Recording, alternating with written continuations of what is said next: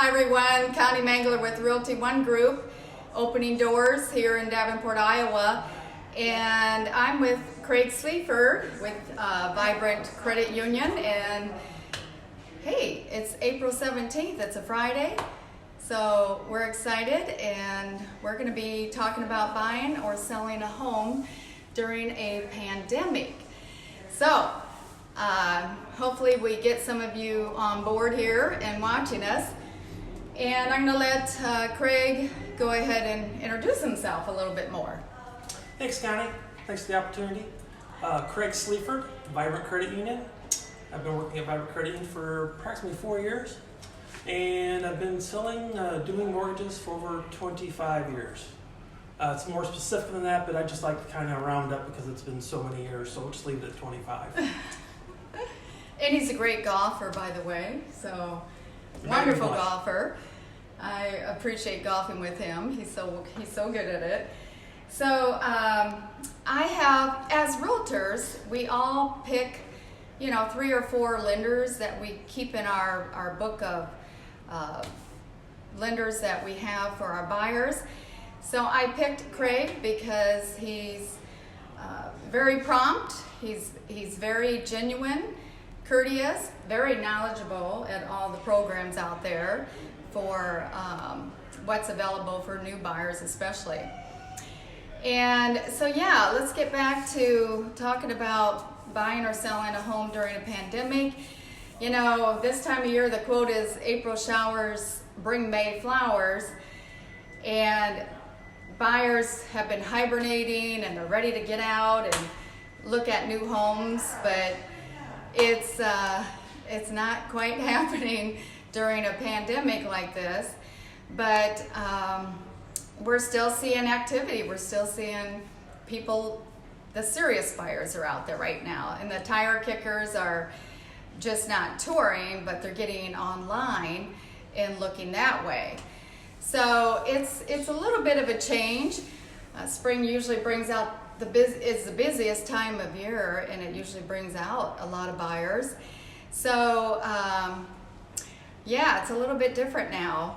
And of course, the COVID-19, it has stopped all non-essential business going on. Probably for another couple of weeks? At least. Maybe they might extend it, we don't know yet. But we're considered still essential to help the buyers and sellers out there.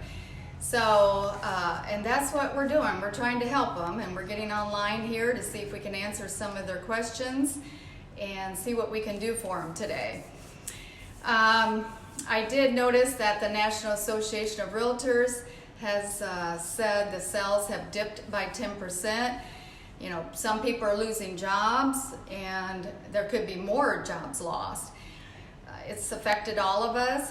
My broker just said today, Mike Ingleby, some of you know Mike Ingleby, said, God, I miss giving people a hug. And I said, I know. It's strange not being able to hug. I had to ask Craig, you haven't been around anyone sick or gone anywhere? And I said, I haven't been around anyone sick or gone anywhere, so we were okay with talking together. We did sanitize up pretty well, and yes. I'm being careful not to spit while I talk, so we're okay that way. I think this area here with what's going on hasn't really slowed down much for the realtors. And some of you realtors, if you're watching, you can chime in, but I went ahead and pulled statistics. So this time last year, March to April, within a 30-day span, in 2019, we sold 279 homes just in the Quad City area. And this year, I went ahead and pulled statistics through the Board of Realtors, and it wasn't much of a difference. We sold 262 homes between March 20th and now. So I couldn't believe the difference. I mean, we're still on track in this area. Now, I don't know about other areas. So, sales are still happening.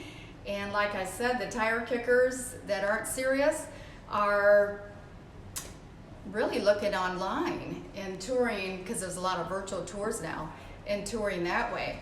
So Craig, how have you seen the difference in lending? What's affecting the buyers today with the pandemic? And I'll let you move up Okay. into the camera a little bit more so you can Oh, they talk. see me just fine. If I get closer, they'll So see you me. can, just so they can hear you better. One comment I want to make, Connie, I think the statistic that you just gave on the number of houses sold this year versus last year, Right. again, that would be a lagging indicator. So those people that bought during that time had applied in January or February, and bought the Okay. house during that period. I just saw a statistic this morning, mortgage applications last week for purchases is 35% down this year versus same time last year.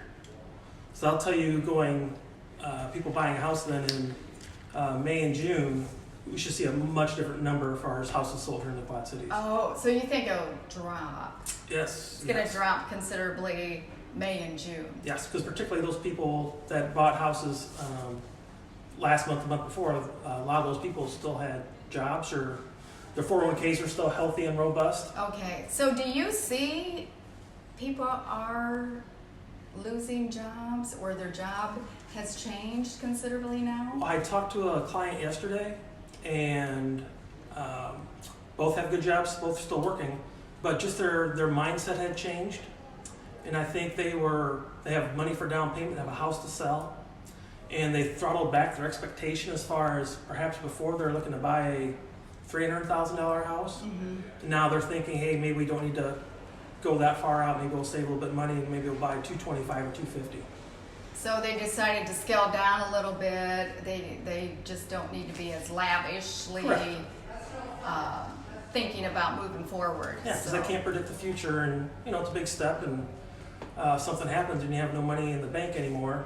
What happens? So Yeah. So for the buyers, I kind of heard the FHA is reacting differently. They're becoming more strict, and maybe the credit scores have to be higher now. yes, it depends upon your investor. You can still get FHA, say, to approve the loan, but the investors who actually buy the loans, they are not buying them.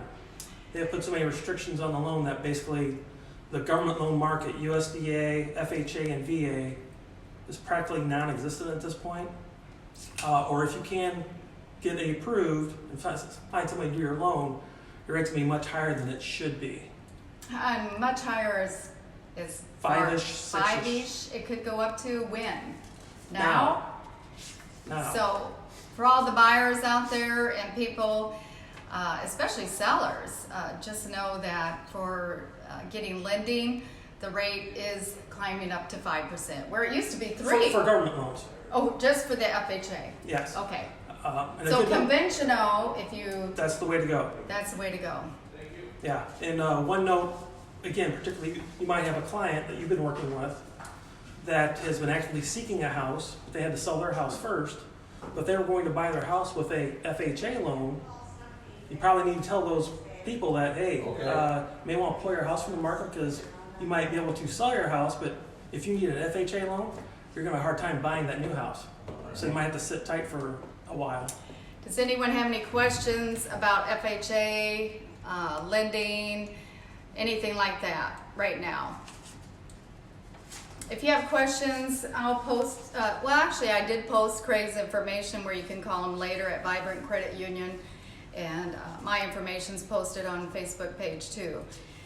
So anything else with the lending aspects that affect buyers and sellers? Even on conventional loans, again, just because the banks, they're, again, looking at statistics recently, first quarter earnings are looking lower for a lot of the major financial institutions.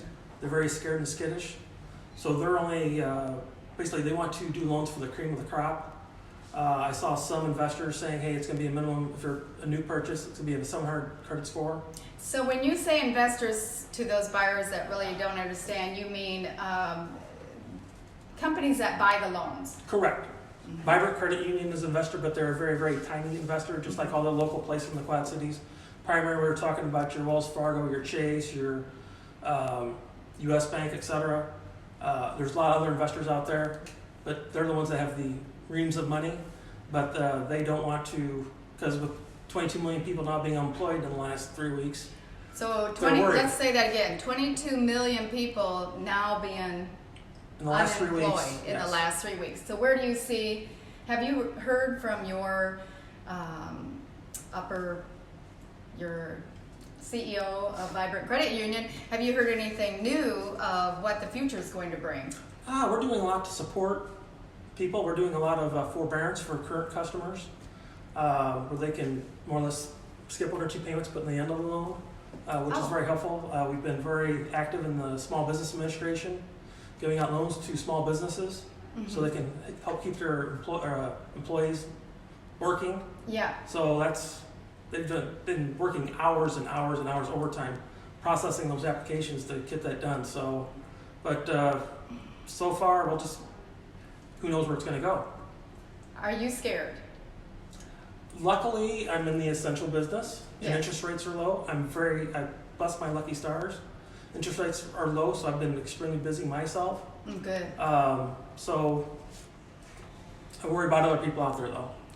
Yeah, I do too. And that's, again, people, that's why we're doing this video, is just to help people ease their mind, or at least answer some questions for them and do what we can do to help them in the real estate arena.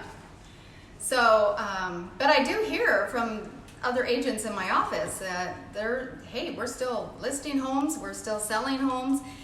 And one the other day listed it, had double offers, sold it in 1 day. So it's still happening. And the only thing different with us is we're doing more virtual tours, 3D tours. There's notes on the door when we list homes that say, for your safety and the safety of others, please do not enter if you have symptoms of COVID-19. Do not enter if you have been out of the country in the last 14 days. Use sanitizer before and after viewing home. Remove your shoes. Wear gloves if available. Ask agent to open and close doors, cabinets, closets. Ask agent to turn on and off lights. Contact agent if you become diagnosed with COVID-19 after the showing. Enjoy your tour, of course. And that will be on the door for all of the sellers. If any sellers are watching this, we're taking every precaution we can to make sure everybody stays safe during their time that they have to buy and sell. So I just wanted to mention again, the virtual tours are happening. People are buying sight unseen, subject on the contract we're putting at the bottom, subject to the buyer viewing the property before closing. So it's a little bit out of the normal that way, but people still, they're not real keen on doing virtual tours. They would rather feel, touch, and see it. So again, that can happen before closing. And then, Craig, I wanted to ask you, the banks always order the appraisal. So the buyers, of course, you have to pay for the appraisal in order to get the loan. And the bank has to make sure the home you're buying is going to appraise out. So how are the appraisers shifting with all of this? Is anything different, Craig, for the appraisers? One thing I do want to know about you said upfront appraisal cost. Yes. Vibrant Credit Union is one of the only places I've ever worked where if you do a purchase loan or a refinance, 9 times out of 10 we don't charge the customer upfront for that. Oh, and normally the appraisal, if your buyers are going through another bank, it's about $350 to $400 to have an appraisal done. So that's another cost onto the buyer. Yeah. So appraisals are obviously loan volumes are still extremely high. You said people are still buying houses, but refinances are out the roof. The same source that I gave you the statistic earlier for 32% purchase applications. Refinance applications last week were 190% higher than last year. Wow. So we are, as lenders, we are swamped. And because of that, appraisals are taking a much longer time. Yeah, and I talked to my other lenders that I use. I told you I have a book of lenders that I recommend for my buyers, and they all said the same thing. They're doing a ton of refinancing, but the refinancing is still.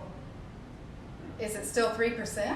Oh, yes. Oh, Yes. so Rates it's, are still outstanding. so rates are On still conventional outstanding loans, on yes. conventional loans. So remember that. Yeah, one thing on the appraisals is with again, buying a house during a pandemic, some people want to stay in place and you have somebody coming into their house to appraise the house. Recent change is that they are now allowing exterior only appraisals. Well, I wondered about that, and I had another seller reach out to me, and her home, I guess, she won't even let me in it. It's a extreme hoarding home. So she said, does the bank have to come in? And I said, no, I think they can do a drive-by or walk around the home appraisal Under certain conditions. under certain conditions. Yeah, obviously you're much better to have a full legit appraisal, interior and exterior inspection. But it is an option to do an exterior only. Exterior, okay. But if you're, it's like one of those things, if you're trying to do an exterior only appraisal in say Alpha, Illinois, there's a lot of sales in that area, it's not gonna fly probably. It has to be a metropolitan market with a lot of Okay. recent sales. So just different circumstances Correct. with appraisals. I don't see any questions so far. And do you have anything else to add to the lending aspects, appraisals, times, how they're going to change? I think just time frame. If you're buying a house during this pandemic, obviously it's you can still do that. Just be aware that it's going to take a longer time to get it done. Just owing to the massive loan volume that we're going through. Appraisers are busy. The attorneys are busy. Many courthouses to do the search to make sure the house you're buying doesn't have a bunch of liens on it. That'll carry over to you if your attorney doesn't do a good job. So- the courthouses are appointment only. Oh, So it's taking a long time for the attorneys to get their work done Okay. to do the search on the property. so when you say it's taking longer to close, so how many days as us realtors need to know, how many days to close now? I think you probably just realistic, just right for 45 days, and then we don't have to worry about it. Okay, because we used to tell our buyers 45 days if it was a government loan, but conventional loan, you're saying 45 days. It can be done quicker than that, obviously, but it's just, why do you want to add so much more stress to everybody in the process and then also Right. not meet that closing date, and they Yeah. got to reschedule the mover, et cetera. Just plan on 45 Yeah. days and don't worry about it. Yeah, I think that's best too.